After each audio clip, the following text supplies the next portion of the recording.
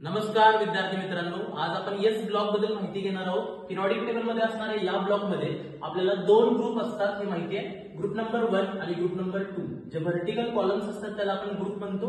Group number 1 मध्ये बाळांनो आपल्याला अल्कली मेटल्स आढळून येतात, आपण ग्रुप नंबर 1 ला अल्कली मेटल्स असं म्हणतो, आणि ग्रुप नंबर 2 मध्ये अल्कलाइन अर्थ मेटल असतात। मग अल्कली म्हणजेच आपण त्याच्यापासून अल्कली बनवतो म्हणून आपण त्याला अल्कली मेटल्स म्हणतो, आणि अल्कलाइन अर्थ मेटल म्हणजे अर्थच्या क्रस्ट मध्ये एलिमेंट्स बऱ्यापैकी आढळून येतात, त्यामुळे त्याला अल्कलाइन अर्थ मेटल असं म्हटलं जातं। मला तुम्ही कमेंट सेक्शन मध्ये सांगायचं अल्कली आणि बेस याच्यामध्ये काय फरक आहे।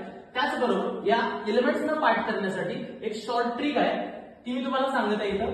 हे ली ना करे रब से फरियाद, बेटा मांगे कार सर बाप राजी, अशा ट्रिकनं तुम्ही ते एलिमेंट लक्षात ठेवू शकता।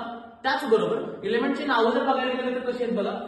ऍक्च्युअली हायड्रोजनला आपण 1 नंबर मध्ये कन्सिडर करत नाही, तरी पण तिथं त्यांनी तो दिलाय।